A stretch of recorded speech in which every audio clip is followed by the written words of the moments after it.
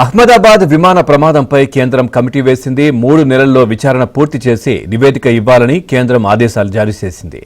ఇక అహ్మదాబాద్ సివిల్ ఆసుపత్రిలో చికిత్స పొందుతున్న వారిని ఏఐసీసీ అధ్యక్షుడు మల్లికార్జున ఖర్గే పరామర్శించారు.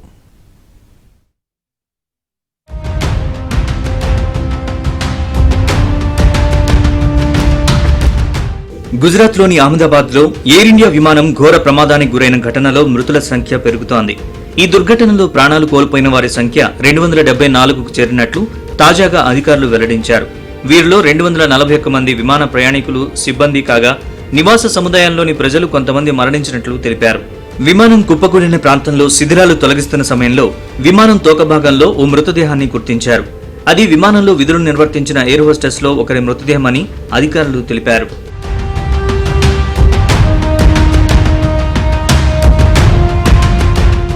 అహ్మదాబాద్ విమాన దుర్ఘటన తర్వాత విమానయాన భద్రతపై కేంద్ర మంత్రి రామ్మోహన్ నాయుడు ఉన్నతాధికారులతో సమీక్షించారు.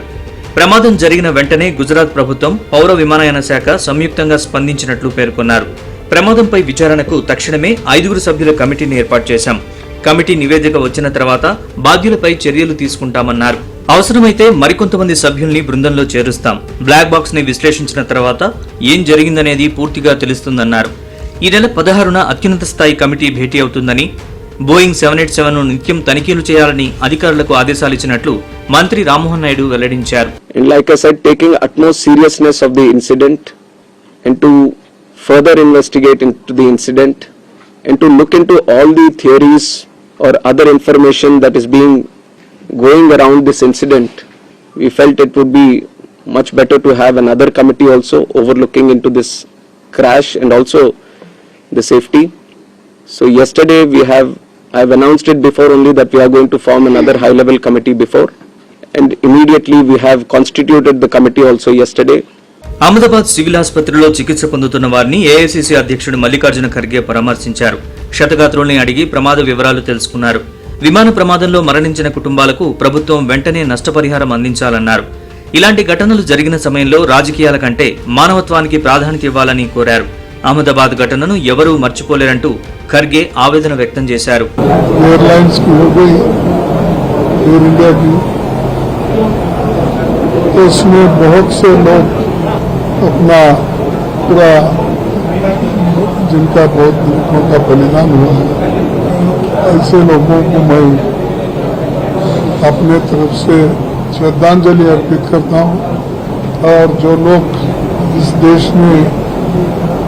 देश के वासी हैं, इसके अलावा भी बाहर से जो लोग अहमदाबाद देखने के लिए. విమాన ప్రమాదంలో మరణించిన వారి డిఎన్ఏ పరీక్షలు కొనసాగుతున్నట్లు ఫోరెన్సిక్ ల్యాబొరేటరీ అధికారులు తెలిపారు. వేడి కారణంగా డిఎన్ఏను గుర్తించడం సవాలుగా మారిందన్నారు. హై టెంపరేచర్ కారణంగా మృతదేహాలన్నీ కాలిపోయాయని, దీంతో డిఎన్ఏ పరీక్షలు కొంత ఆలస్యమయ్యే అవకాశం ఉందన్నారు. And that flame is having a very high temperature. Because of that, the identification of the person is not possible, and hence the DNA examination is required.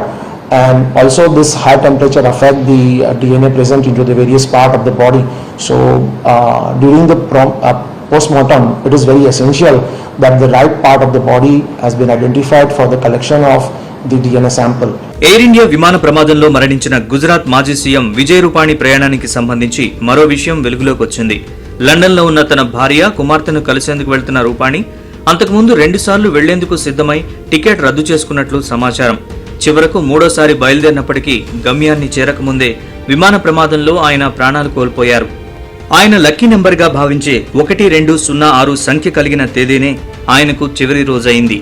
ఇదిలా ఉంటే విమాన ప్రమాదంలో మృతి చెందిన ఒక్కో కుటుంబానికి మృత్యుంజయుడైన రమేష్ కు తక్షణ ఆర్థిక సాయంగా 25 లక్షలు అందిస్తున్నట్లు టాటా సంస్థ ప్రకటన చేసింది.